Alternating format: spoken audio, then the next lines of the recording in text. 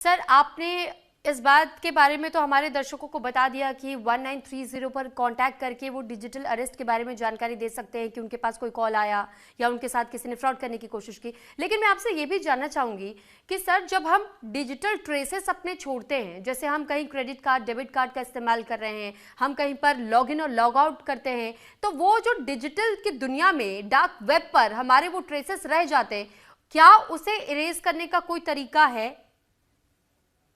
देखिए, अभी जो digital personal data protection act है, जी। उसके माध्यम से अगर हम चाहें तो हमारा जो भी डाटा जिसने भी स्टोर किया है, हम्म। हम उसको कह सकते हैं कि मेरा डेटा को आप इरेज कर दीजिए। तो राइट टू इरेजर भी जो है वो एक उपभोक्ता का अधिकार है कि जिसका भी डेटा कोई कंपनी इकट्ठा करती है, अगर वो चाहे तो उसको वहां से हटवा सकता है।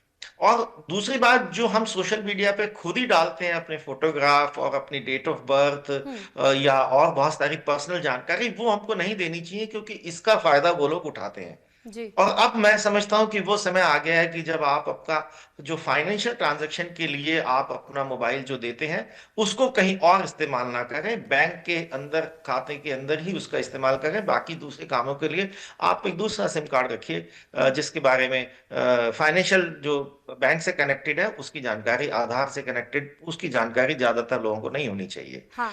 और बेसिक साइबर हाइजीन ऑब्जर्व करेंगे। ईमेल के लिंक को कनेक्ट ना करें, खोले ना। लेकिन सर लोग आपके करे तो मोबाइल में करे कोई क्या, व्हाट्सएप जाए तो मैसेज आए। जाए कहाँ, क्योंकि सर उनके साथ तो यही स्थिति है। अगर वो कोई भी एक सिंगल ऐप ओपन करने का प्रयास करते हैं, किसी भी नए ऐप को इंस्टॉल करते हैं, तो सर हर एप्लीकेशन पे एक ऑप्शन आता है अलाउ, डिनाई। अब सर डिनाई कर दिया जाता है तो वो ऐप खुलता नहीं है, इंस्टॉल नहीं हो पाता और मजबूरन हमें अलाउ करना पड़ जाता है। तो ऐसे में कई सारे वो डिजिटल फुटप्रिंट्स हमारे रह जाते हैं। तो इसलिए मैंने आपसे पूछा क्या कोई और ऐसा ऑप्शन है हम सभी के पास, कि अगर कोई ऐसे ऐप्स हैं हमारे पास जो कि अलाउ हमें करने पर मजबूर करते हैं, जो हमारे सारे डेटाबेस अपने पास रख रहे हैं, क्या कोई और ऐसा चांस कि हम किसी भी तरीके से इस फुटप्रिंट को इरेज कर दें?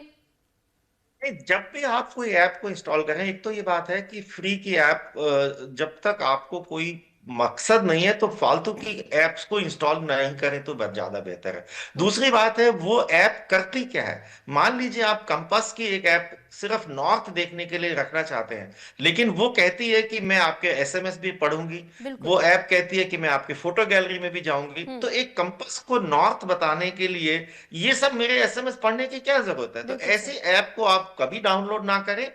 और ये ऐप का जो लालच है, यही है जो जो हमारे मोबाइल के फोन में वायरस को डालता है। हम्म। और गूगल और बाकी जितने भी जहां से ऐप हम लोग डाउनलोड करते हैं, वो बहुत कोशिश करते हैं इसको कि इस तरह की एप्स ना हो, लेकिन फिर भी कहीं ना कहीं ये हजारों की संख्या में ऐसी गलत एप्स हैं जो प्ले स्टोर पे और बाकी जगहों पे उपलब्ध होती हैं।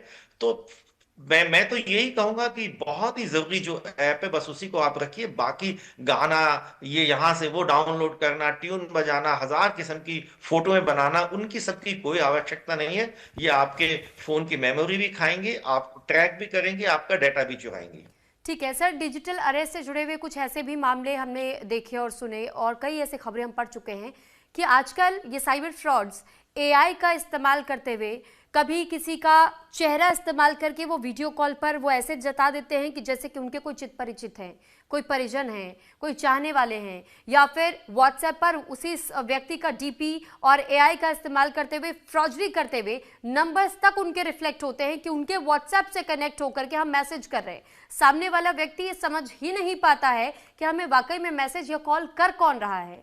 तो सर ऐसे मामलों से कैसे बचा जा सकता है, इसके लिए भी कोई उपाय है या फिर कोई उपाय नहीं है, हम खुद कॉल करके संपर्क कर ले उस व्यक्ति को, इसके अलावा?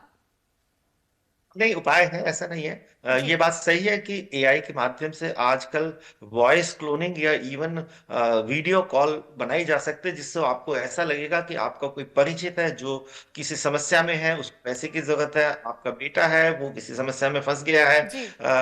कोई और अपना दोस्त या परिचित या परिवार का सदस्य है। हम्म।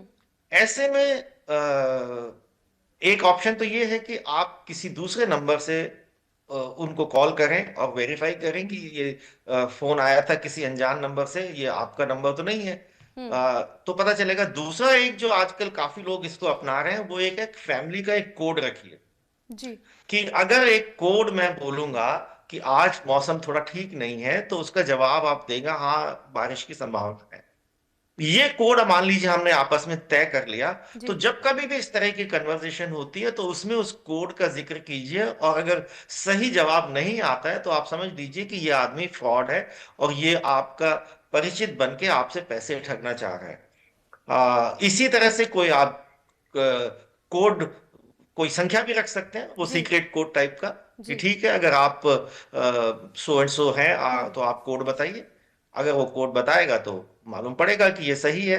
हम्म। लेकिन इसमें सबसे समस्या, सबसे अच्छी जरूरी बात इसमें यह है कि आप मान के चलें कि आजकल एआई के जमाने में आवाज और वीडियो दोनों क्लोन की जा सकती है। तो एकदम से अचानक विश्वास मत करें। हो सकता है आपके पास फोन आए किसी अनजान नंबर से कि आपका बेटा जो है हॉस्पिटल में है, और ये देखिए उसकी फोटो है, और ये देखिए वो उसकी आवाज भी आ रही है, और बिल्कुल। आप जल्दी से उसके इलाज के लिए इतने पैसे भेज दीजिए। हम्म। तो आप दूसरे तरीके से उसको वेरीफाई कीजिए कि क्या वो उसके फोन पे फोन जा रहा है, बात हो रही है, हम्म। कोई और उसका फ्रेंड है और नजदीकी जगह है, तो आप कहिए ठीक है मैं हॉस्पिटल आ रहा हूँ। एकदम से यकीन करना और घबराहट में किसी को पैसे भेज देना, फिर वो आप साइबर क्राइम का शिकार हो सकते हैं। एआई की दुनिया बहुत ही खौफनाक है। हम्म। और जैसा आप देख ही रहे हैं कि किसी की भी वॉइस क्लोनिंग या वीडियो क्लोनिंग की जा सकती है। जी। लेकिन तरीके हैं इसको पहचानने के भी, बहुत बारीक तरीके हैं। एग्जैक्ट 100% अभी भी कोई नहीं बना सकता। एक्सपर्ट्स तो फिर भी बता पाएंगे कि ये ठीक है। एआई क्लोन ऑडियो है या वीडियो है। तो ठीक है। थोड़ा सा संयम रखें और वेरीफाई करें। ठीक है।